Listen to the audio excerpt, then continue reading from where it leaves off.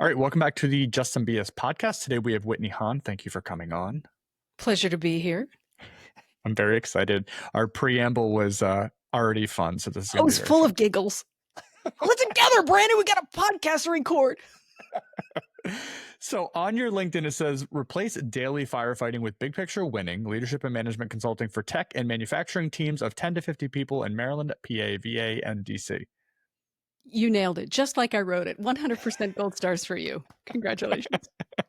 So now that that's out of the way, one of the things you brought up was you wanted to talk about doing too much means you're leading too little, and it deserves to be smacked down with a +3 sword of reckoning. What does that mean for people who don't understand any of those words? Well, you're a gamer. You may not true. have done role-playing games, but that's probably any Dungeons and Dragons type game you may have played. You've got swords and magical items that are even stronger than the normal magical items, and I don't know exactly how that works, but that's magic. And so we need to nip that in the bud. Yeah. I'm assuming, so yeah, one, I think you're very good at knowing your audience because you knew I'm a gamer. So you threw that right in context, which was hilarious. But you and I have had many LinkedIn conversations or comments around this whole concept of doing too much on versus in, not leading because you're probably in too much around, hustle culture, you name it. I think we've covered almost everything. Why is that so important to you? Because it is a false narrative that I think the hustle bros have sold us.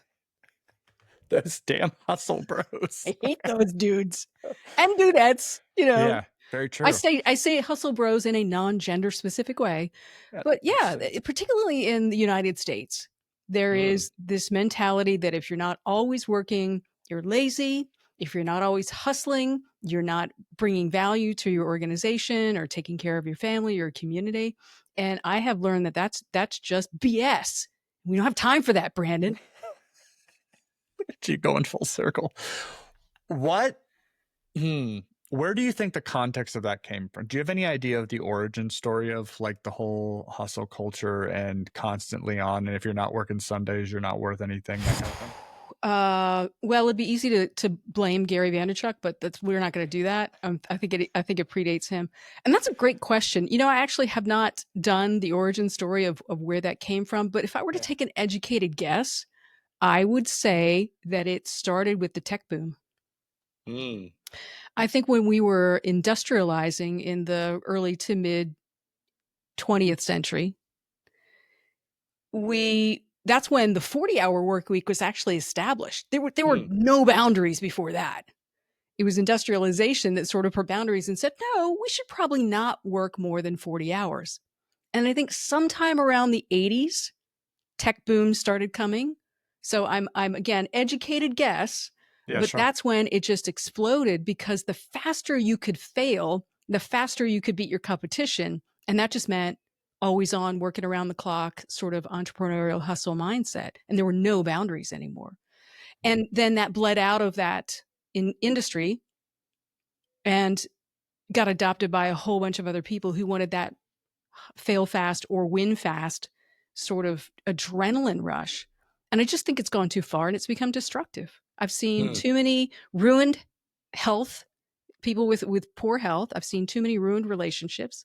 And frankly, I've seen too many ruined businesses because the leaders in the business, to get back to the premise that we started with, the leaders in the business think if I'm doing all the things, then everything's going to be fine, right?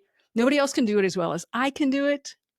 And so I will, if there's a problem, I will throw my body into it. I will work harder. I will fix it. And when that happens, the leaders are actually not helping their teams. I think they're handicapping their teams. I think they're keeping the entire organization capped at whatever they and their own personal bodies can keep going. They become the bottleneck. You're the problem. It's you. It's not me. It's you. Not personally. Taylor Swift had it right. Yeah, so that is fascinating to me because I obviously I've said this many times. I think I have a superpower of not knowing how to do almost everything at my work in the sense of the actual work.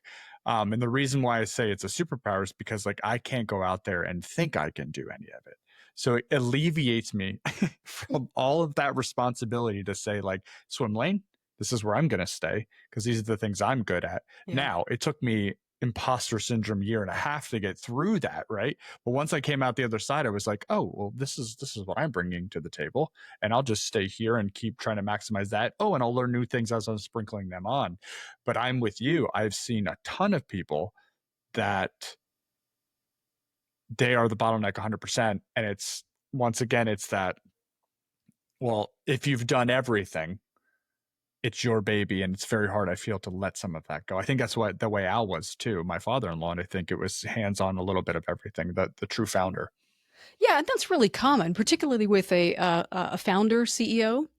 You start the company and you start it with maybe a handful of people, and then it grows a little bit, and you can all still fit around the same lunchroom table. So you do Yeah, that and you work it out, and then it gets past a dozen or so people, and the stuff that worked when there were 5 or 6 of you around one table stops working, but you still run it like it was still working, and things yeah, get confused, and you have a hard time keeping your arms around everything. But yeah, you're in a beautiful position because you didn't start the company, and in fact, you didn't grow up, air quotes, inside the company. You had a correct. whole other professional career before you came to SWF. And so you brought that experience with you. You brought the useful ignorance with you, I love that. Well said. and you made the most of it, which is I think fantastic. But yeah, the founder owners particularly struggle with that. Here's an interesting thing. Mm. Um, Scientists did a study where they took pictures of the parts of the brain that light up when their subjects were seeing certain visuals. And they showed the people photos of their children and photos of their business, and the exact same parts of the brain lit up. So when people say, "Oh, that baby is my that business is my baby," their brains Literally. physiologically believe that is true. Wow. I mean, Which is is it why any it's so wonder hard.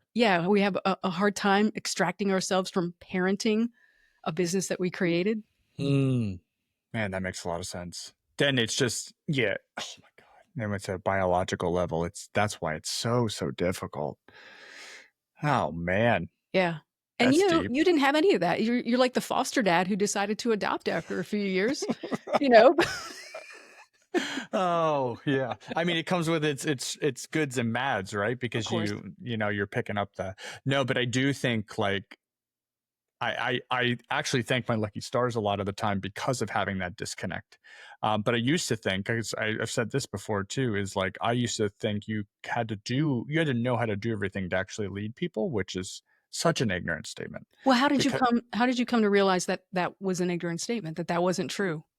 when I came over here, Yeah, but there was a process. It wasn't like, bing, you hit the door, day one. I know things now. There was no matrix in the back of your head saying, I know no, jujitsu.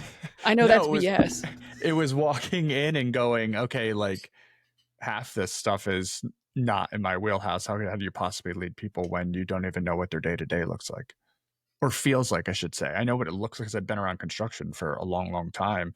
But like that's just, like there's useful things you can gather from not knowing what that looks like because you can ask really dumb questions, but sometimes those dumb questions are like not the rose tinted glasses questions. They're like, oh, it's back to the this is the way we've always done it conversation, right? So we had Useful lots of ignorance. those.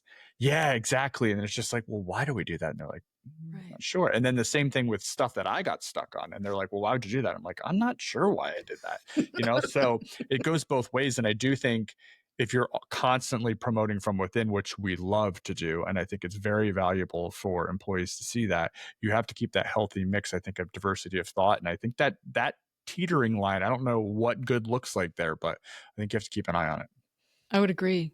I would agree. And I love that you've finally embraced it as your superpower. it. Yeah. Well, yeah, I mean, you have to get over, yeah, once you trudge through this isn't my baby, that whole thing that I went through of like, what am I doing here? What does this all mean? Where's the path forward? That kind of thing. And then you start learning, oh, okay, well, this is what I'm bringing to the table. Yeah. Right. Right. Well, you couldn't rely on throwing your own body into it to solve it because you didn't know how to do the thing. You hadn't grown up in the company. You also hadn't been like a technician in the company Nope. to a manager to an entrepreneur. And I'm borrowing Michael Gerber's E-Myth terminology here. So you weren't the person who knew how to do the thing and make the widget. So then you got promoted to be a manager of the people that did the thing or made the widget to be the company owner. So you came at it from a completely different perspective that you ultimately embraced and have used for good instead of evil. Yeah, I do not have a furless cat on my lap right now, but no, yeah, you are correct. And thinking back on it, I don't think I had a system. It's just, a lot of really smart people around. You just ask a lot of questions. If you stay humble, I think that helps. And then just lean on really, like my COO was employee number 6. So he was the welder, the builder, the PM, the, plant manager, and just climbed up. So if I had any of those questions, right. like the ideal person, right? Like, Brian, how do you do any of this? So when it came down to that and really being able to ask questions about the past, like he lived through all of it as employee number 6, he's there for 40 years. So I mean, you can't get a much better person to ask all those questions for. But that's fantastic. Right, enough about me. That's enough. Oh. Stop it. All right, number 1. Wait, before we move on, can I tell you a little secret? Yes. You said there's no system to it. I just asked a lot of questions. That's the system. That's the system. I mean, maybe. I'm a leadership and management consultant, and that asking better questions so that you can provoke better answers, that's the system. That's the secret sauce. You just have to be able to know how to ask the right questions of the right people and then do the right stuff with the information. And so why doesn't everybody do it? Well, that's a great question. Why do you think people don't do it? Insecurity. That's a good one. Keep going. She held up a finger. That's one. Do you have enough fingers for this test? I mean, oh my gosh, it's everything that we have, right? All the baggage that we're carrying from a day-to-day basis of, I guess, putting yourself out there to ask questions, because it's a little bit scary if you're supposed to know what's going on. Right. Yeah. There's a lot of intimidation around asking questions sometimes. And so I love being able to have healthy ignorance as a consultant and be able to say without triggering anybody's defensiveness, right? Because I don't have a dog in the hunt, as a Southern boss of mine used to say. Well, why do we do it that way? What other ways might have we considered to get that answer? If resource A is not available, what would we do? And being able to extract new creative thinking, and a new creativity is one of the big 3 C's at SWF. That's a great way to do it. So if you're ever stuck for, I need a new creative solution, ask a different question. That's the system. Yeah, it's so interesting you say that, because I remember we were going through COVID and like there was no answers and we were all just trying to figure it out. And I remember going through an exercise of like really just going around and asking every employee, are you comfortable having a vaccine conversation? Really, it's like, would you stay or would you not? Because I feel like whenever I'm stuck, I need data to prove what I'm feeling is either right or wrong. And the only way I can get it is whether you go ask everyone, like, what's the stance? So that's what I did, because people were telling me like, you have to be prepared to lose 30% of your workforce. And I was like, we can't afford to do that. And who's going to help me get any those people back afterwards? Right. So yeah, I remember going through that exercise, and only one person said they weren't comfortable, which was totally fine. And then just kind of collected all that data and brought that back to management and said like, holy shit, yeah, it's like 27 to 30%. Like, are we okay with that? Right. And everybody's like, no. And they're like, okay, what do we do? And then luckily we didn't have to make that decision at the end of the day, but that was scary stuff. And I think you're right. When you're in those situations, just start asking people questions, like straight up uncomfortable conversations. And then it's pretty amazing what'll come out. Yeah. If you've got a company culture where radical candor and loyal opposition are okay, and in fact encouraged, then yeah, asking questions gets a whole lot easier, because it's not about being right or wrong. You just want to get to better. Yes. Ooh, it's not about right or wrong. That's another banger. I stole, what was the one you said during my live? Oh my gosh. Bad news doesn't get better with age. That was so good. Oh, that was so real. That goes along with my never do nothing because it festers, right? That bad stuff always gets worse if you just let it sit and hope it goes away and throw it in the corner. It just gets worse and worse. So No, it just gets stinkier. totally does. So I want to talk a little bit about background because you went from zoo life to boardroom strategy. So you had a unique upbringing shape your leadership style. So growing up around tigers, alligators, and cobras is far from ordinary. Yep. How have those early experiences influenced your approach to risk management and leadership in the business world? First of all, I love how you just ripped through that. Like everybody knew that my family owned a zoo, and that's where I grew up. Well, one, I knew you were going to tell me about it, and two, I figured that would people be like, "Wait, what? Cobras and who?" So what now? Say what now? Yeah, that's a real story. No, my family was not the one that I bought. Honey, I bought a zoo or whatever it was based on. That was not us. No, but just north of Frederick, Maryland, a little town called Nice. Thurmont. There's a Catoctin Wildlife Preserve, and my mom and dad bought that in 1966. It used to be a 5-acre snake farm where they milked cobras and rattlesnakes, and there'd be a great big pit of alligators, and people would come by. And so that's what they bought. It was a little 5-acre thing, and now it's over 100 acres. There's a drive-through safari. They've Get out of here. Yep. They've bred many rare and endangered species, received industry awards, and the house I grew up in was actually right in the middle of the zoo. So every day to get to the bus stop, I would go past the Arctic fox and the alligators and the spider monkeys. And that's how I got to the bus in the morning. And yeah, I mean, try to get a date in high school. That's just, Whitney, I'm supposed to pick you up where? Never mind. If you see the spotted owl, just keep going. You're close. Right. I don't even know if spotted owl is a real animal. I just threw that out there, but yes, let's say they are. Okay, yeah, perfect. Yeah. Now, so many questions with that. Are your parents, I'm assuming they're like school, are they veterinarians? Were they schooled in animal something? Like, what's their background? Well, my dad was a kid that always brought home every little turtle that he could catch, snake that he could find, and baby bird that fell out of the nest. That was his upbringing as a kid, and he thought he was going to go on to veterinarian school. Yeah. So he finished his undergraduate degree, married my mom, had my sister, and said, "I need to make some money first." And so he was actually teaching high school biology nearby when the former owner of the then snake farm passed away. And it was, a summer attraction sort of thing. So he said, well, I'll go run that in the summer, and then I'll go back to teaching in the winter. And that lasted 1 year, and he never went back to teaching. And he never finished his vet's degree because he'd rather take care of his own healthy animals than somebody else's sick ones. So they're still involved in the day-to-day operations. They're in their early 80s now. But my brother is the director of the zoo, and his son, who is now 23, is in line to be the third generation owner as well. That's pretty incredible. So did your mom say, "What are you doing?" Many times. Many times. Earlier today, I heard her say it, as a matter of fact. Because that's, what a leap of faith there. Huge. Yeah. And they didn't really have this grand vision for it. It was just something that was interesting to them. And almost 60 years later, it's still interesting to them. And it was always his passion, and he was always her passion. And so that's how it happened. But yeah, there were milk bottles in the refrigerator that were not for human milk when I was a baby. That was cobra milk.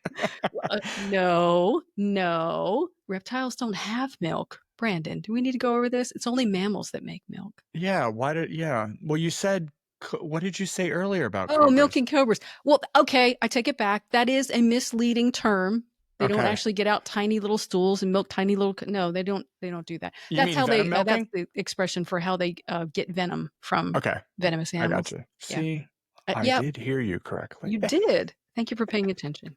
More gold stars for you. Milk. Oh, that's awesome. Yeah. Okay. So, wow. Yeah, that had to be. That had to be quite interesting when you were a child. Did you always love it, or did you feel like this is strange? Yes. Choice C, all of the above. Yeah, it was both of those things. I mean, what it did was it modeled entrepreneurship that was hard. It was really, really hard. I mean, I cannot tell you the number of sacrifices that my mom and dad made to keep the business running, to Mm. take care of us, to make sure that the employees had what they needed when sometimes we didn't have what we felt like we needed, just to keep it all going. It's also here in Maryland, it's a seasonal business. So there's 12 months of expenses and about 7 months worth of income. And so I saw a very, very hard side of running your own business. I saw firsthand this change that happens that we were discussing a few minutes ago from, okay, everybody can fit around one table. Let's figure out what's going on today, when it was 5 acres or 10 acres or 15 acres and 20 or 50 or 70 animals, but over 100 acres and a safari and thousands of guests each year. It doesn't run that same way. And so I saw them struggle with that transition in Mm. that delicate, dozen to 50 sort of employee size. How do you scale operations? How do you lead better and take the knowledge that's in your head out to make someone else successful in the same role that you used to have, so that you can elevate your leadership, grab a bigger vision, nurture key relationships, all the things that entrepreneurs and only entrepreneurs can often do for an organization, but they won't do if they're the ones in the weeds every day, fighting Right. fires and Yeah. trying to do all the things. Yeah. Do you think that's what made you interested in what you're doing? Hell yes. Yeah. Yeah, no change.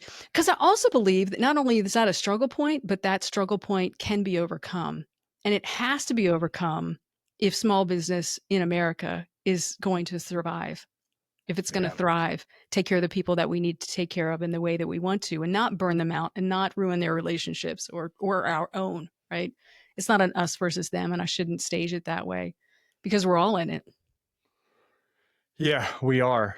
I think, yeah, that's fascinating. I see this a lot in manufacturing too. I think I said this to somebody just on LinkedIn last week about how management owns the front end. Like I see a lot of businesses who we used to be this way. Our number one phrase was bring it in, we'll figure it out.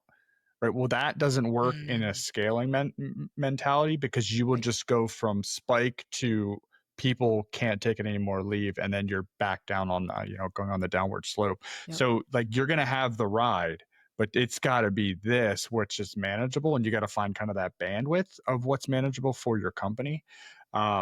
Now, the hard part of that is doing it while still staying flexible and having options. That's the hard part. But I don't think people take enough onus of, can you do all of that work right now? Is it actually possible based Yeah. on the number of people? And do you want all of that? I think we're so afraid of the scarcity, right? Of what's coming next, but you can literally torch the whole house while you're in the middle of the chaos. And we went through that in 2019, I remember specifically, and I was like, we're never doing this again. This was the hardest time period and we were the busiest. You would think it'd be like, oh, this is amazing. It was horrible. No, no, you can actually, and again, at that 12 to 50 people, more or less, gap in particular, you can literally grow broke Whew. for the reasons that you were just describing. Bring it in, we'll figure it out. I mean, on one hand, that sounds very heroic. We can do everything. We are a team that believes in ourselves and our ability to figure it out. Yes. And that is noble. However, at some point, that sword gets used against you Yeah. and It's it becomes the immature. thing that hurts you. And so a lot of times, CEOs that I work with don't want to hear this, but I have to tell them what you say no to is now becoming more important than what you say yes to, because you'll stretch yourselves too thin, because you're not just going to your growing edge, you're going well outside of your comfort zone. You're about to invest in people or equipment that you will only use for this one project. And there goes your profit. You will burn people out. You will burn bridges with recurring clients who you've now kind of pushed to the side because all of your attention is directed at this new shiny object. I mean, there are so many risks involved in that sort of thing. So what you want really is a healthy tension Yeah. between that 5 or 10% growing edge for a new challenging project or something that's just on the fringe of what you thought was comfortable for you to do. You want to bring that in, but not too much. And the revenue that it might bring in. So this little dance that we play. Yes. One of the best expressions of this I heard from a couple of friends of mine that used to run a creative agency. And they started it together, and it did exactly what we were describing. It was just the two of them, then it was four of them, then it was seemingly overnight 14 of them, and then 27 of them, and they were going out of their minds. And so they had to really, the two originating partners had to really sit down and figure out what their niche was, what their focus area was, what their zone of genius was going to be. And then one said, I will focus on the business development and I will make sure good stuff comes in. And the other one said, I will focus on the production element and I will ensure that good stuff goes out. And that's how they broke out their roles, and that's how they became successful. And they ultimately had a very good exit, selling to what had been one of their major clients. They just bought the whole company because they were doing such a good job for them. So yeah, you have to find that balance.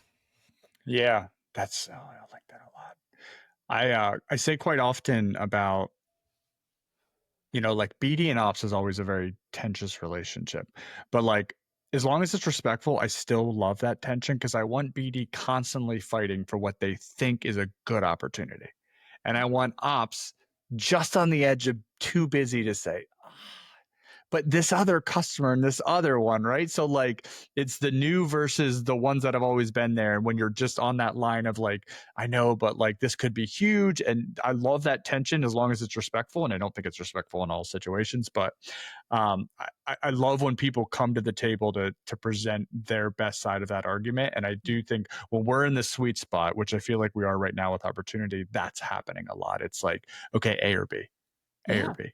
Who's going to make the A or B decision? Like it's nobody wants to. It's the worst conversations because it's like, which child do you like more? Right? That's the conversations you're having. Definitely. So we often want, we talk about opportunity versus capacity. And you want opportunity to exceed your capacity because it allows you to make choices. yes. But what often happens, particularly if you've been in a famine cycle, is you want all of it, right? Yes, You you're just hoard it and you don't make choices. You say, I'll take it all. I'll take it all. Bring it in. We'll figure it out. I'll take it all. I'll take it all. More. That's exactly it. You get like Cookie Monster, Yeah, exactly. with projects. So that ability to have the healthy conversation, have that battle royale there and figure out what are we going to say yes to and what will we say no to, or what will we say yes if to and delay the start of that next project. That's, oh man, that's the golden zone right there. Yes. And that's, I think, another reason I think scheduling is so important. And I don't know, the industrial world does not take it as serious as the power world did. I think because I'm going to say this out loud. Gosh. In the industrial world, Amen.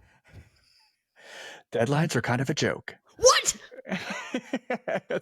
I was just having this argument last week. So in the power industry, if you don't come back online on the grid, it's $1 million a day. That does not exist in this world. But deadlines are important. I'm all for it, except when it's like, hey, this all got delayed forever and now it's your problem and your PM's on vacation, so you better call them. Oh, hell no. I'm not doing that. Good for you. So that's a tough one. It's not as tough as it has to be, but you just kind of, you stamp what's acceptable and what's not, and you got to ride it out and help where you can. But the whole scheduling thing, I think we started taking very seriously. And since that point, when you have a document that everybody looks at together and believes in, I think you can control your work a lot better. If you don't have that, I think it's nearly impossible. I think that's a great tool to have. You've got strong process, strong scheduling, strong understanding of here's how we stick to the schedule. Here's what happens when we vary from the schedule. Here's what happens when the client varies from the schedule. We used to, in a business I used to run, we used to say changes, delays on the client's behalf are nonlinear in nature on our behalf. Ooh. So if you're 2 days late getting your thing, your approval or your materials or whatever back to us, your project may be delayed by 2 or more days, depending on how that cascades through the rest of our production demands. We'll let you know what that looks like once we know when you've fulfilled your homework. Yeah, it's a move your feet, lose your seat, right? And they don't realize, and we're having those conversations all the time right now because the opportunities are high. Every day that schedule just keeps getting fuller and fuller, right? And it's, well, I have to get through the purchasing process. Well, that's fine. but it just keeps like, that we have volume, and we have to make sure 165 people are busy all the Sure. time. That is our job. And that just keeps backfilling, and that's what we want. We love, long backlogs and things like that, but it also has to be managed. So I think that's another thing for clients. I agree with you. It's, oh man, that's really good. I'm going to steal that one. Yeah, it is not linear for sure. Non-linear nature, right? Yeah, that's really good. Yeah. Genesis of Provoke Better. I see it on your microphone. I see it in the background. So Yep. what inspired you to help leaders outgrow busyness? I was not only did I see my parents struggle with some of the downsides of being an entrepreneur, I lived through it myself in the first business that I ran, and I wanted to make sure that others were better equipped than I had, that better questions were being asked than I had Sure. asked, and that they had some trusted guidance that they could go for. And one of the things that I found in my own career was that I always felt like I needed to figure out the best solution, the best answer to something. And this is my own personality quirk, but my need to optimize would just lock me up if I didn't feel like I had the most optimized, the best solution. And finally, my partner said to me, can we just go for better? Like, do we have to have the best, or could we just get better? And so that's where Provoke Better came from. You don't have to go for perfect, just go for better. And when you're moving in that direction, you'll have broken the inertia, and then you'll know what to do next after that. Make that a little bit better. So it's really an homage to that, and an embracing of the constant improvement, iterative improvement type of mentality. How many businesses have you been involved with or ran yourself? I've run 2 businesses. Okay. It's amazing. Was it scary betting on yourself like that? Wow, that's an interesting question. I never thought of it as betting on myself. Probably because it was normal as you were a child. A little bit normal, and a little bit I'm a little too stubborn to work for other people. That's an amazing answer. Look, I'm Okay. very strong-headed. I feel strongly about things. I'm not afraid to tell people that I feel strongly about things. That's part of the agreement that I make with my consulting clients that I bring on. I'm going to be a loyal oppositionist. If there's something that just doesn't strike me right, I'm going to call out. I'm going to pitch to you what I'm feeling. I'll do it in a very polite, professional way, but you're paying me to say the hard things in a kind way. And if that's not for you, we're not going any further. That's just who I am. And you can get away with that, if you will, when you're in an advisory position. Yeah. But a lot of companies don't want to hire that personality. They want a yes person. And that's just not who I am. And to be fair, that's not who I hire either. When I'm looking for talent, I don't look for somebody who's just going to be a yes Whitney individual and take everything that I suggest on face value, because here's another secret. Not all of my ideas are great the first time out. And so I need that iron sharpens iron kind of mentality, somebody I can bat it back and forth with and say, I see what you meant, but that is not fully baked. We are not releasing that. And help me make it better. Sure. So yeah, that's the long answer. No, that's brilliant. Yeah, it's so interesting because I have a lot of conversations with entrepreneurs on here, and a lot of confidence comes from childhood because they've watched, right? It's probably the same reason I got into the power industry, because my dad did it. And I was like, okay, well, I see the connection, I see it's doable, and I see what he experienced. And I think, when you don't live in that world, like I don't consider myself an entrepreneur, because that bet with no safety net is also I'm extremely risk adverse in that sense of like, holy crap, like what if it doesn't work? Where I guess when you go through it, you live through it, and you see that it almost breeds future entrepreneurs just kind of ongoing. It's interesting. Yeah, it might be that. I think there's a really healthy dose too of what you said your company used to abide by, which is bring it in, I'll figure it out. It's a little risk mitigation. It's a little confidence. It's a little stupidity, frankly, that says, a healthy dose of ignorance because you don't know what you don't know. So then you got to go figure it out. And I've done all of those things. Yeah, that's really true. That's true. You just kind of send it and you're like, listen, what's the worst that can happen? I'll figure it out. Yeah, I mean, as I reminded myself, particularly in my first career, often you're not an emergency room surgeon. The risk here, I was doing video marketing, right? It's a video. Relax.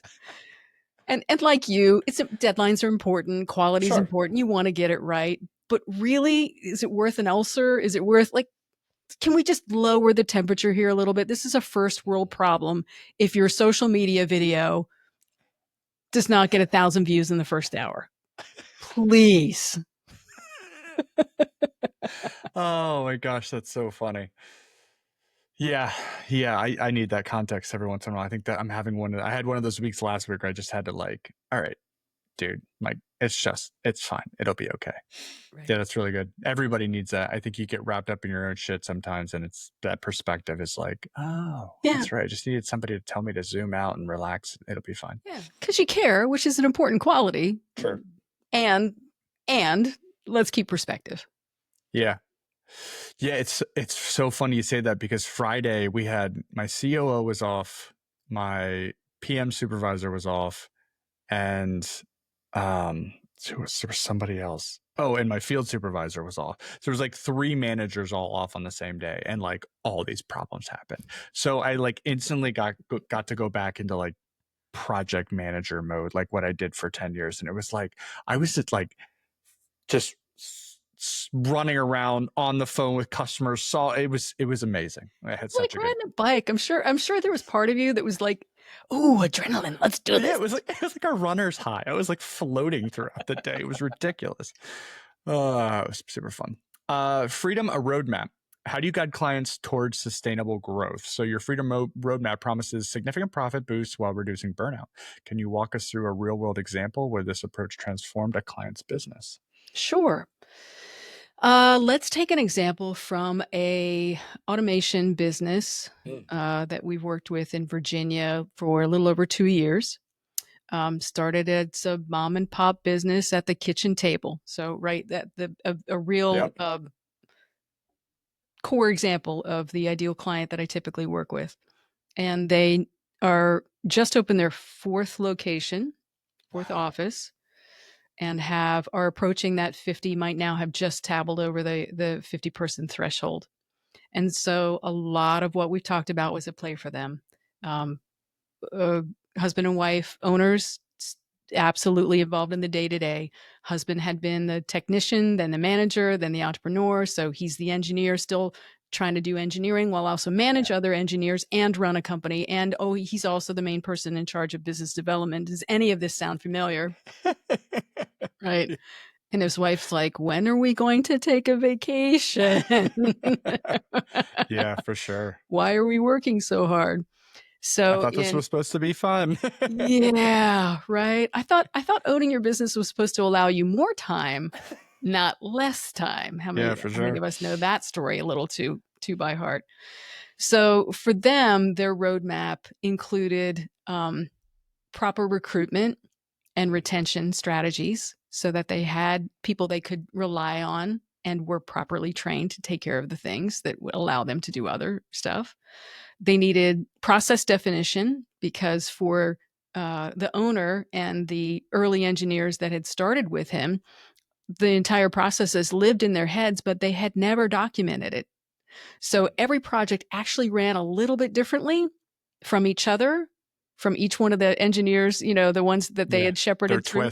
Plus from the one they did last year to the one this year, which made it impossible to train any new engineer on how to be successful in a timely period of time, which was then adding to their engineering bounce rate. Please see problem 1 about recruitment and retention, right? So they were unintentionally creating their own problems around this just revolving door of people, and why they always felt burnt out because they didn't have anybody that they could count on. So their narrative in their minds was just wrong. So a lot of it started with kind of reprogramming their mindset around what it meant to be an entrepreneur, acknowledging and releasing that what they did 10 years ago was great, but it's not going to work for them now. The what got you here won't get you there sort of Yeah, thing. yeah, yeah.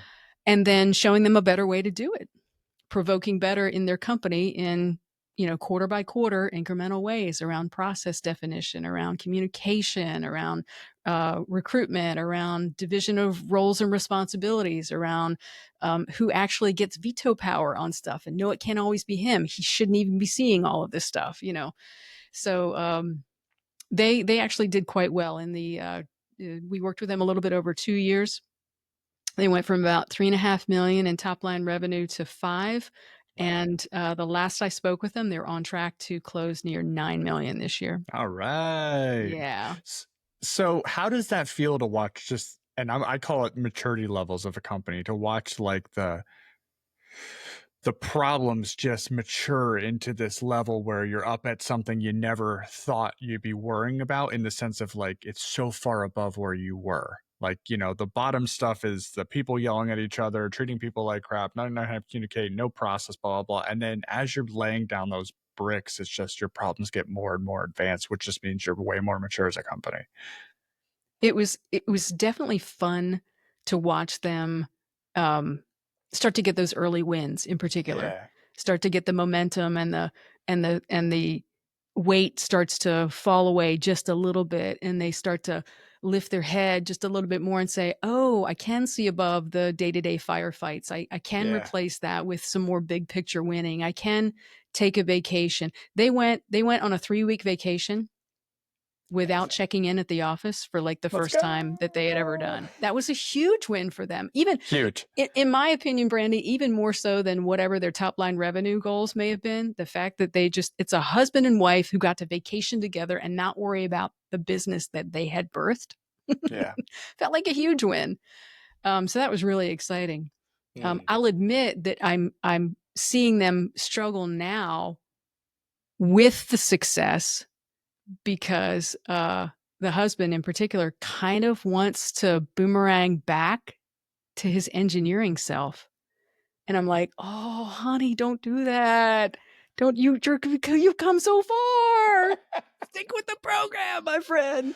Yeah. So we're having some tough love conversations around Sure. this right now, and trying to keep him involved in just a really few select engineering projects that make his tail wag. I can't forget that's what he got into the business to do in the first place. That's the part of it he really, really loves, while also keeping true to his responsibilities that he has as the entrepreneur. That's amazing. That has to feel amazing. Scaling up. So you actually sent me a book and you highlighted the chapter in Scaling Up, the data powering prediction, or you highlighted the chapter, the data powering prediction from Vern Harnish's Scaling Up. What insights from this chapter do you find most applicable to your clients, and how do you integrate them into your consulting practice? Well, Scaling Up is a book and a whole system that Vern created based on the Rockefeller habits. Yeah. And the section on data and analysis was Whitney looking into her crystal ball based on just a little bit that I knew about you and your organization and the maturity of the organization. Yeah. And saying, okay, it was like, was that old Carson skit where he'd have an answer in an envelope and hand it over? Great Kresge, right? It's like, here's what I think the answer is going to be for you guys. Sure. Which is in doing the analysis. As companies are maturing past that 50 or so employee threshold, they've already solved a few of the problems. And you just mentioned, okay, then you get to solve new problems. This is what growth is. It doesn't mean an absence of problems. It means we're not at least making the same dumbass mistakes that we used to make. Let's solve a new problem. So when the company is smaller, often you can kind of instinctively keep your finger on the pulse of what's happening with inventory or throughput, cycle time or things like that. You kind of can hold it in your head to a certain extent. Yeah. But at some growth rate, that is no longer possible, and you actually have to rely on the data. And you gave a perfect example of how you did that in a fairly informal way. Just what would you say if we said we want everybody to get vaccinations during COVID? You got data on that. So data and analysis on everything from cycle times to your marketing ROI becomes more important. What reports do you draw? And really how you create your dashboard. So you're not looking at all the things, like what are the 6 to 8 maybe key indicators of company health? So you know it's healthy today, it'll be healthy in 6 months, it'll be healthy in 12 months, etc. Did you read the chapter? What did you get from it? Yeah, no. One, this book is really muddy in the sense of muddy where it's like deep in like it's so funny. So I started reading through, I think I started from the beginning and I was like, oh my God, Whitney, like what did you give me? It's a bit like an academic book. Yeah, it's EOS-ish kind of. I felt like there's some cross verbiage there. And so I didn't read all of it. I'm not gonna lie. I put in a chat and said, you got to help me get through this book because it is gonna kill me. But the data piece, one, it fascinates me how many people aren't into KPIs and data because like you said it so perfectly. Where are your fires? Where do you need to be focused and where do you not need to be focused? Because I don't know how, one, you don't stay out of subjectivity. Like I know if I'm feeling weird about a project or a person, I go check myself and my feelings against data and say, calm down or you should be concerned. It's the first place I go because I think you can go down a road of being subjective because maybe I'm just carrying baggage from home that I am putting on someone else in my own head and that's not fair to them. Yeah. And then I go and check it and I'm like, yeah, I need to check myself before I go talk to anybody right now. I'm not having a good day. And I think without that, like, oh man, can you start some absolute culture monster wars with some of that stuff if you don't have it? So I'm not sure how people do it without it.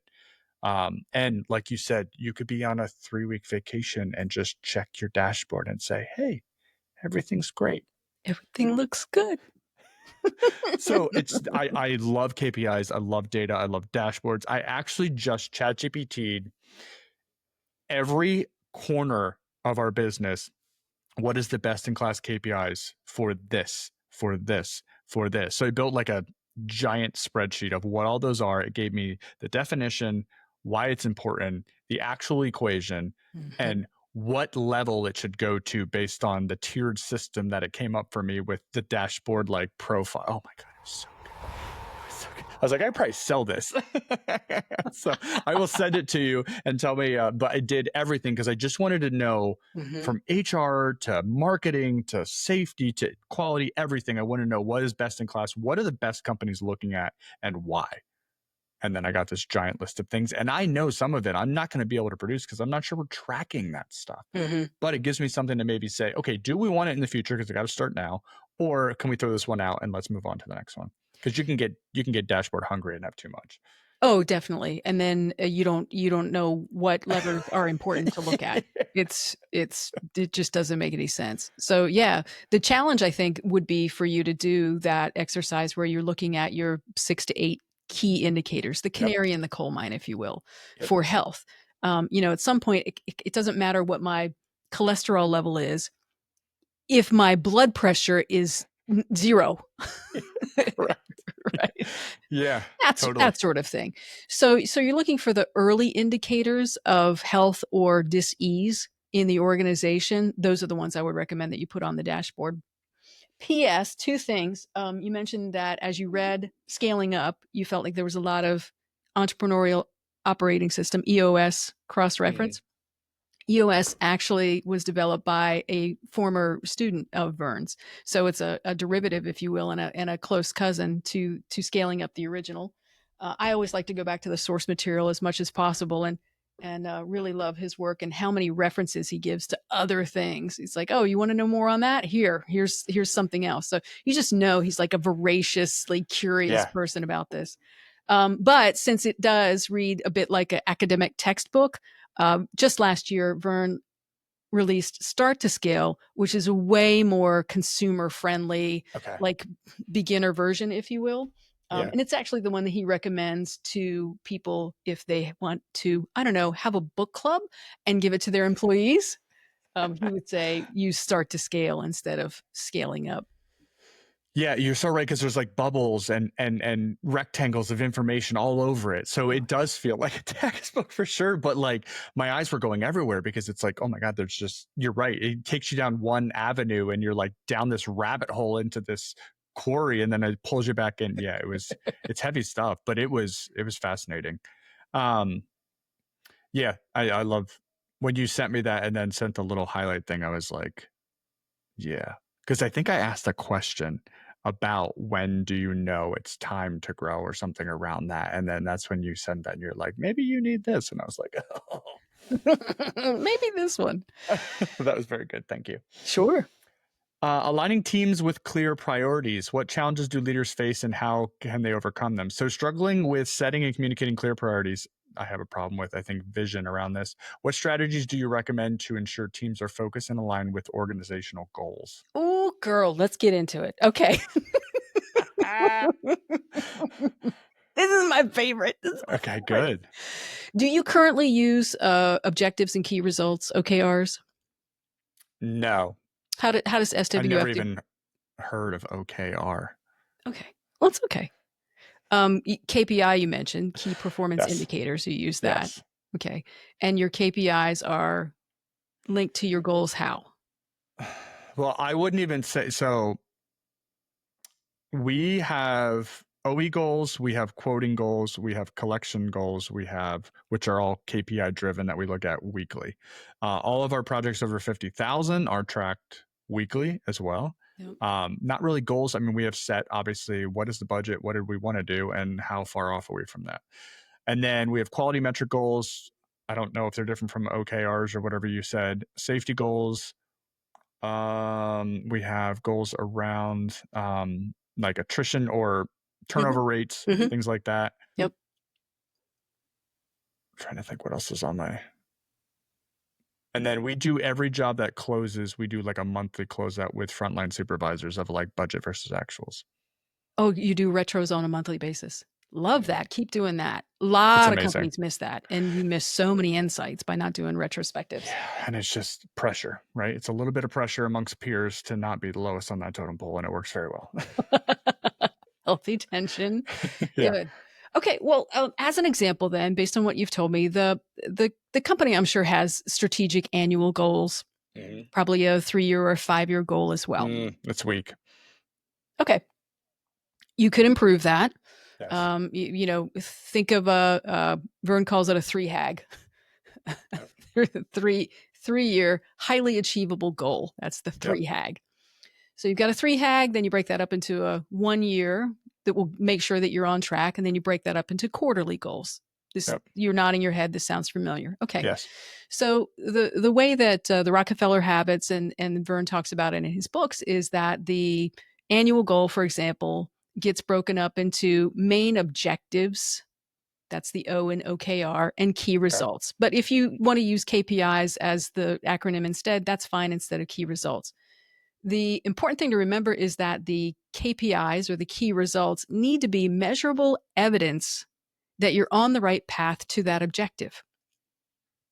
Measurable evidence that you're on the right path to that objective. So look at your annual goals. Here's the objective. How will we know we're on the way? These are the KPIs that we're tracking, not just for the sake of tracking, because they tell us if we're on the way or not. And then you break those out into tactical tasks list, and you action them out from there.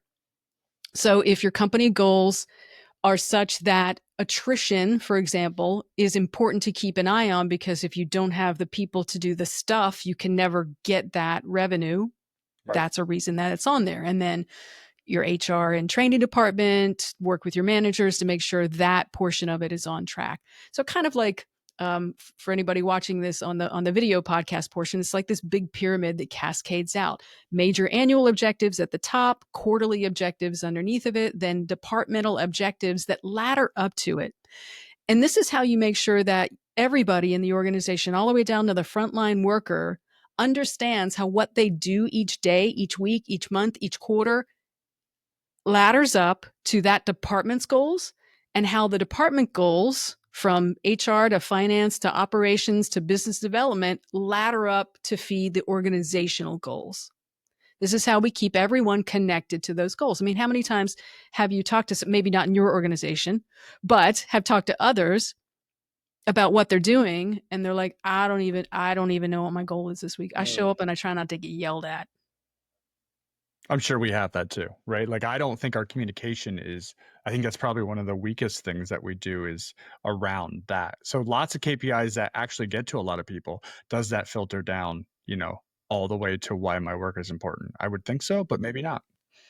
And that's why a good communication plan can come in mind as you're Yeah. doing your monthly roundups with your departments. Hey, the goal was this because that's important because, particularly, let me slow down a little bit. Senior leaders are so close to the strategic objectives and they sit between the organizational objectives and the department objectives that they think it's as obvious to everyone else as it is to them. 100%. It isn't. I know. It isn't. And the only way that they're going to know about that is if we communicate it with them. Yeah. So setting up little micro contests or retros that celebrate, hey, we exceeded that goal and that's great because is really important. And it's not all about profitability. Right. Yes, businesses need to be profitable because if they are not profitable, they quickly become very expensive hobbies. Ask me how I know. Single tier. Oh my God. But maybe it's that you've got performance bonuses that are connected to productivity, and maybe you have profit sharing, or maybe you have made a commitment to give back to the community in some way that is linked to other goals within the organization. Sure. So there are lots of ways that you can reinforce this is important because by pointing at other things the company wants to do and is only able to do if this key result or this KPI is met. Okay. That's the best sort of communication possible. We're going to be able to give $10,000 to the Boys and Girls Club this year because we meet our revenue goals and that's part of our community give back commitment, whatever it might be. Yeah, that's really, really, really good. I read The Great Game of Business, which then started me down that road of an incentive plan, which then I tried and failed at, and then felt sorry for myself for a couple months, and then got over that and realized that everybody screws things up. So I took a hiatus on creating that, and then found my greatest co-pilot in ChatGPT, and then spent 4 hours one morning going down this incentive plan of all the things I wanted in it. Didn't know how to get there, but then it helped me get there. So this giant SOW that I'm going to actually use to turn in to the incentive plan. But that's the game to me is the most important piece, because you're right. It ties. People just change their language or say, no, we don't need an extra drill because I want that to go back to the pot, or stop not checking out of your hotel room because we just spent $100 on a room that we weren't actually in, right? So all of the small things start adding up in those tiny percentages, and then I'm with you. I think that's the way I would love to do that. If I could have a euphoric state, that would all be in place and everybody would understand the game and the rules all the time. A euphoric state. Wow. Wow. That's the first word that came into my head. Well, figure out the plan and then communicate the plan and then check in on it regularly. And that's the other place where a performance plan or something like that will fail, where OKRs will fail. We'll talk about it at the annual meeting each year and then never talk about it again until the next annual meeting where we complain about what we missed. Like, well, how did you? They don't have the same dashboard that you have in many cases. In some cases, they can have the dashboard that's related to them. In a production environment, for example, there might be a monitor that says, here's how many bottles of beer we sent out the door today. Yep. I worked with a Flying Dog Brewery a few years ago, nice. And that's what they did. So throughout the day, you could track. You knew exactly what the expectation was for the day and where you were on that based on how many hours it is. It would show green, red, yellow. If you're lagging and it's halfway through the day and you're less than halfway through anticipated production, it's going to be red. Yep. Or yellow. Until it makes green again. So you knew where you were on a day-to-day, hour-by-hour basis. And it's so simple, but it's such a great driver. Yep. It's that, that constant pressure pushes the needle, but it is so true. And the other piece I'd love to add on that, which I said earlier, is that peer pressure is a huge management tool, because you'll always look at your teammates and go, I could be doing better, right? I'm going to suggest a narrative change. Please. Instead of pressure, try accountability. Yeah, that's Pure true. accountability. I like that better. And it's PA. goal accountability. Yeah. Yeah. Yeah, it's really good. Yeah. I If love it's accountability too. if it's unrealistic and unsupported, that's pressure. Oh, that's good. But if it's a realistic goal that is supported through other people, technology, Tools, mechanism, yeah. etc., training, let's not forget that, then it's accountability. That's really good. Okay. Is it a banger? Does that qualify? Hashtag banger. Oh my gosh, that's funny. Burnout to breakthrough. How do you help leaders reclaim their time and energy? The concept of overgrown busyness, which is what we talked about, is central to your mission. What are the first steps leaders should take to move from a state of constant hustle to one of strategic effectiveness? I am so glad you asked. In fact, I've put together a little Got No Time for BS toolkit just for listeners of your podcast. I am very excited. You like that? Yeah. So I'm going to put that on my website at provokebetter.com Thank you. / no BS. Okay. This is a first, by the way. What? We actually get our own insider info. Oh, Don't worry. You need to up your guest game if that's the first It's only time. like 102 people a month, so let's calm down. And you listen to it 11 times 1 month, so you're 11 of those. How could you people. tell? Okay. Well, thank you for that. It's amazing. Sure. Yeah. So the toolkit's going to have, it's going to start with an audit of how you're currently spending your time. Oh, You can't make changes to know how you're going to get better unless you know what you're currently doing. So it's a little bit like a food log. Yeah. Let's audit, and you audit your time for a week. And then there's a way that you can figure out, well, exactly what sort of themes are coming into my days to how I spend my time. Because we can think we're spending it in one way, and in actuality, we're spending it in a very different way. Again, ask me how I know. Okay. And then what'll happen is you'll say, oh, well, but this week was different. Just like you will lie on your food log to your fitness coach. No, but this week was different. I was stressed this week. It was graduation week. It was Mother's Day. It was Father's Day. There was a Tuesday in this week. It was different. That Tuesday was heavy. It was a heavy Tuesday. Heavy Tuesday. We've been there. We've all been there. Yeah. So audit of your own time, then figuring out where your time is actually going. Then there's a really simple micro formula for how you can delegate and what to delegate first. Because the very next question that people have when they say, oh, okay, well, I want to get some time out, but I don't even have time to train anybody else. Of course. It's like lie number 14 on the list of lies I hear. I don't even have time to delegate. Are you listening to yourself? So there's a little structure to help you delegate, a little structure to help you hold people accountable to what you've just delegated. And these are like micro techniques that will open up hours in your week. And with those hours, you draw a big line around a few of them in your calendar and you say, blocked for focus time. Yes. And that's when you start to level up. Dang, that seems so simplistic. Baseline, review, delegate, focus time. This is why I get the medium bucks, Brandon. Did you say medium? I did. Oh my gosh, that's really funny. It's one of our household phrases is, hey, what size do you need? I'll take an extra medium if you have one.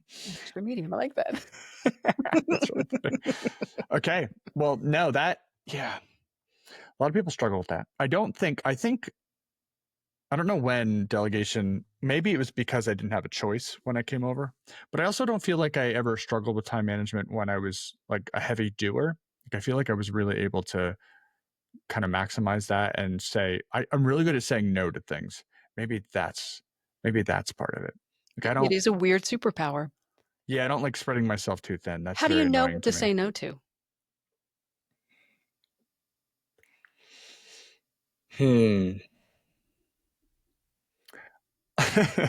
My initial thought was probably going to be a horrible answer, but it was probably something I would hate. So I wouldn't. So as you probably know, if you've listened to this, I'm not into social mixers. I do think all that kind of stuff, not that it's a waste of time. I think it's very important on a lot of aspects, but I think I think a lot of people say yes to things because they're not sure how to get the benefit in other ways. Like the reason I do this is because I don't want to go to those things. So this is my way of, hey, and in 1 hour's time, I can still be at my house. I don't have to drive home. I don't have to drive there. And I'm still, boom, I can still get social stuff. Yeah. So I think it's being a little bit creative in solving the no with, I want the outcome, but I don't want to have to go do that. So let me go find a different way to do that.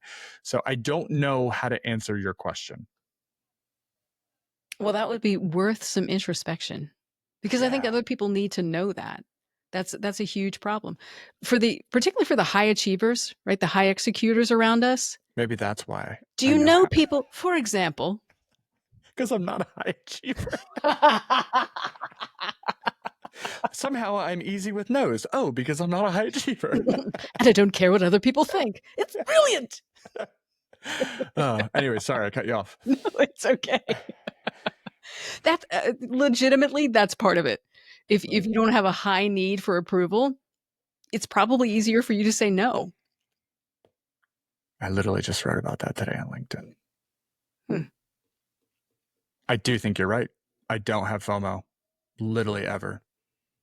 So that's easier for you. Me, words of affirmation is my love language.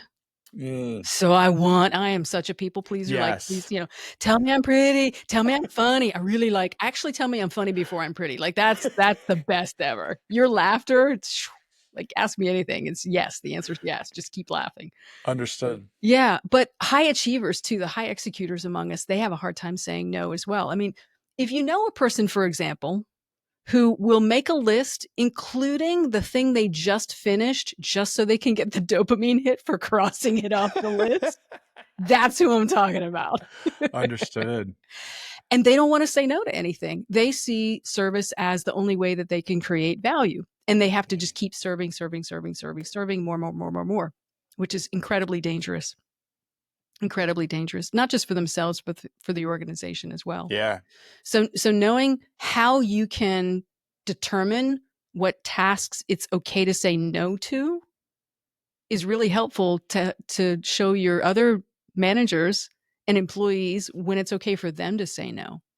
Because they might look at you as a senior leader in the organization and say, well, of course he can say no. He's kind of the boss. He can say yes or no to anything he wants to. But I think we need to democratize that power a little bit more than we currently do.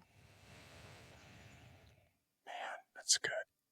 I just had a conversation with an employee just last week around very important for him to get out of work at 3:30 for his family. And I said, sounds terrible. I told my wife also this story, and she was like, well, should you really be telling people that? I was like, at 3:30, kind of SWF. Like, you need to separate, because it becomes it'll still be there tomorrow. Like, there are other people, and it was around delegation. It was the reason you were staying past 3:30 is because it was the delegation piece. You have to let things go. And it wasn't. And it was amazing, the transformation quickly of, when 3:30 comes, I have to be that person. I have to get out of here. And if I have to do that, here, I need you to take this. Right. And it's crazy. He's delegating more now? Oh, yeah. Okay. That's great. 3:30 is non-negotiable anymore. It's okay. Good for you. Okay. Yeah, it was awesome. I'm glad you had the tough love talk with him.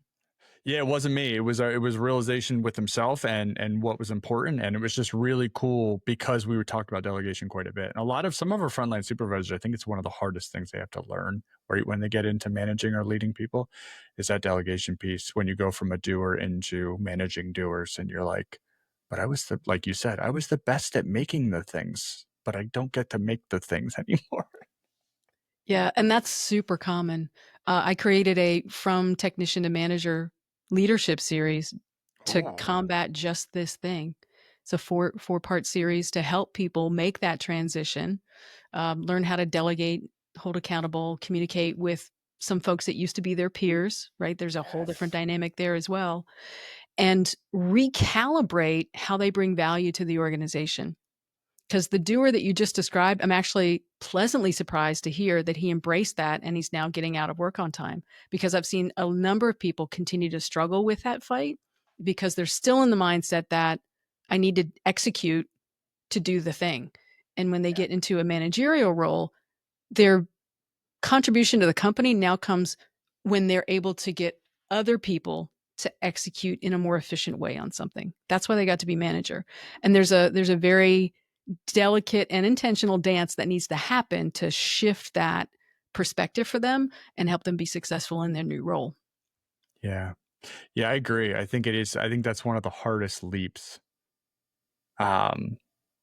is into that first supervisor position, especially when you were the primo doer. Yes. And I think one of the hardest reasons is because you're looking at your friends and going, I need you to do this. Right. And it's like, bro, like, Yep. get off me.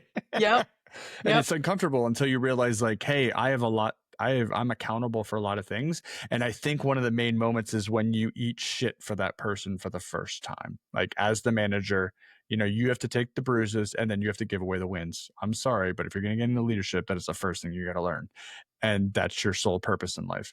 And so with doing that, it's like there's a protection there. Like, I will protect you. Just need to show up and be the best version of yourself. And we'll keep going that direction. But yeah, it was really cool. I'm watching some of that happen, which is really cool to watch. But it's tough. It's interesting that you made a full part series, because I see tons of people talk about that online with, like, I don't know what good looks like. How am I supposed to talk to people? Delegation, blah, blah, blah. That's cool. Well, there are statistics, and I wish I knew them by heart by now, that talk about how long a technician, and again, I'm using the broad Michael Gerber terminology here, how long a technician is in a role before they get promoted to manager, and then how long they're in the manager role before they're actually given manager training. Oh, that's so true. We teach widget makers how to make widgets. There are SOPs, there are training videos, there are comprehension tests. We teach widget makers how to make widgets. But somehow we fail to train managers. We just think, well, you're a good widget maker, you'll be a good manager of other widget makers. And they're completely different skill sets. Yeah. Why do we do that? It's a great question. So having even a basic management series, Welcome to Management, from technician to manager, here's your first supervisor role, call it what you will. It's essentially the same sort of thing, saying, here's the new mindset, here's some of the new skills, here's how you can be successful, here's how your team's OKRs or KPIs ladder up to the departments, because now the visibility of that dashboard is way more important to them as a manager than it probably was as a technician. Yeah. Right. So the organization has to support that transition, or we shouldn't be surprised when when that person struggles and sometimes fails. Yeah. I don't think I ever thought about that. That makes me think I need to immediately get into a supervisor, because training, we're doing some training videos on like, machines, but really there's even a training opportunity there with the management side of things. That's really good. Yep. Training, mentorship, peer support.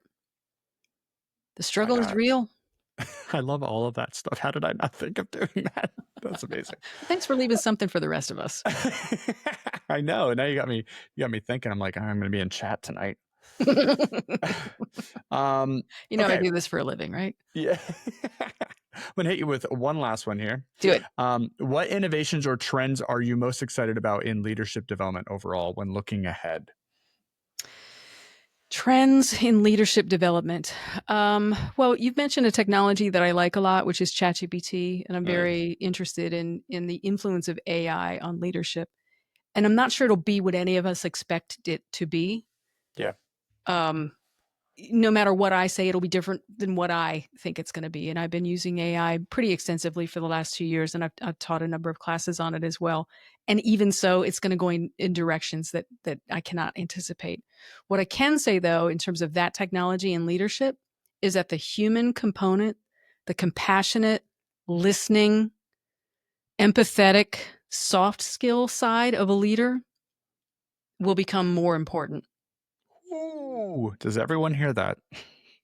Why do you say that? Because AI is not going to be able to duplicate that. AI, at the moment at least, can't read your face as we're talking and allow me to see the way that I see an emotion come across your face, or to see your body flinch when I say something, or to see you smile when I say something. Right. The ability to read humans is still a little off for AI. And even if it can read it, truly expressing empathy, pausing during a moment of silence and just waiting that out, that really human interaction is going to become even more important for really good leaders to get the best out of their people. You mentioned I'll protect you is like a manager's philosophy. I'll protect you as long as you bring your best self. How is AI going to protect somebody who doesn't? There's really no relationship there. We sometimes talk back and forth with it like there is a relationship, but there isn't. It's just programming. Right. And it's helpful programming if done in a certain way, but it won't take the place of good leaders asking smart questions, to go way back to where our conversation began, asking smart questions, figuring out what's really important, and then putting a light on the hill and saying, come on, boys and girls, this is where we're going. And here's why that matters. Great leaders need to have clear priorities. They need to be confident in their leadership, and they always need to know what's coming next. And AI technology is not going to do that.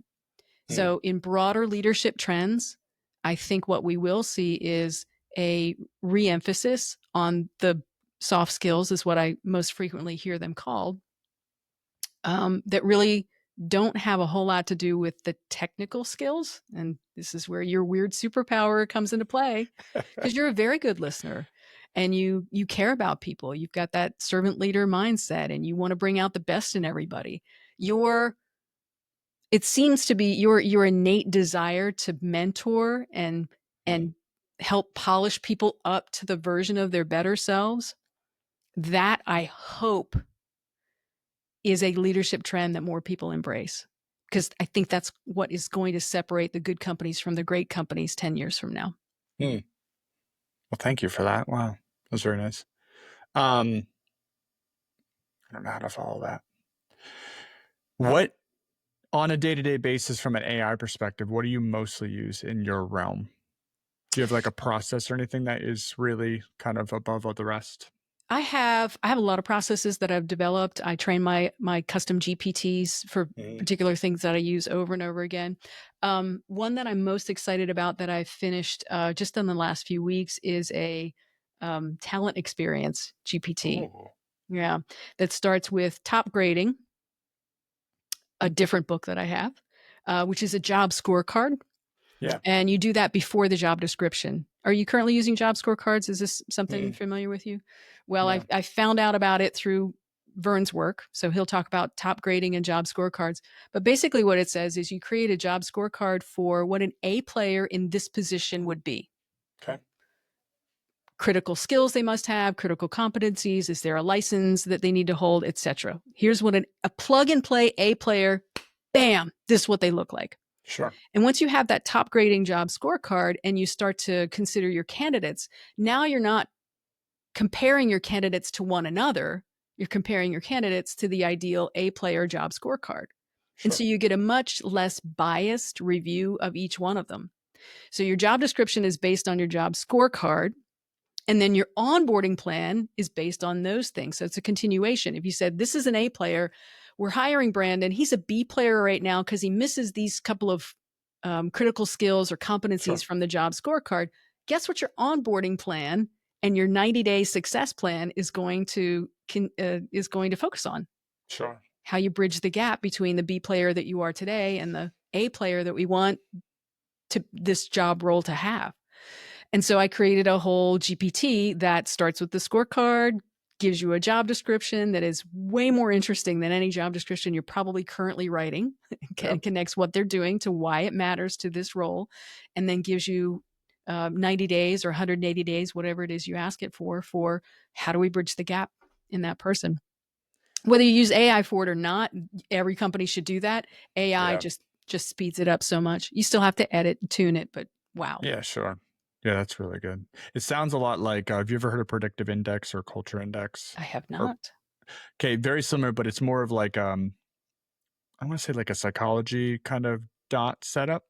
But you can do it per role. So same thing. I would take my A player for a particular role. I would put them, and then it would pretty much put 4 or 5 dots on a thing. And then when you hire somebody for that position, they take the same questions, and it can be done in like 7 minutes. And then how far apart are those dots is really what it's along similar lines there. But yours is more naming skills. This is probably more aligned with, I want to say, more of psychology of the person or the type of person they are. So Okay. it's probably more like a emotional fit, or not even emotional. I don't even know what I'm saying characteristic wise, but it'd be interesting to combine those to be like the power combo. Okay. I think that might, I'll look into it. Thank you for mentioning it, but I think Yeah. that might apply more to some roles than others. Culture fit, certainly important. Yeah. And so that could be a screening tool. Um, I'm kind of at a loss to see how it might help you with a onboarding plan or a success plan. Like what with that training thing? Because if you're a jerk, I don't know how to untrain you to be a jerk. True. Hmm. Just I'm not that good. But If there's a bot for that, whew, whew, sign me up. it'd be worth billions. Oh yeah, that's really good. What do you want to promote? Oh my gosh, thank you so much. You did an hour and 20 minutes. Anything you want to promote? I mean, obviously heading over to your website for the sweet bundle, BS bundle. Yeah, provokebetter.com Okay. /no BS. Yeah, that'll be a downloadable toolkit for you. Huzzah! That's so exciting. Now that's a banger. Thank you. Your tagline. That's a banger. I'm going to get you a t-shirt. Now that's a Oh, banger. Thank you. I'm going to make a t-shirt that has it. I'm going to Etsy right after this. So what else? Where can people go to find you? I'm most active on LinkedIn, so feel free to connect with me there. And in terms of ways that I could potentially help one of your listeners, that technician to manage your series is something that I can bring into an organization, do remotely. So it's really easy, pretty low cost to bring in, particularly for Cool. the return on investment you get. And most of my engagements are 18 months or longer, really helping that dozen to 50 people organization figure out how to scale now that they've acquired some success, and they want to make sure that they're able to continue that in a way that is really healthy, really sustainable, avoids burnout, and helps them replace those daily firefights with big picture wins. Out of all the things that you're a specialty at, is there one that you love doing more than others? Is it around the busyness? Busyness is a really like it's a personal thing for me. So Mm, yeah, I do love that.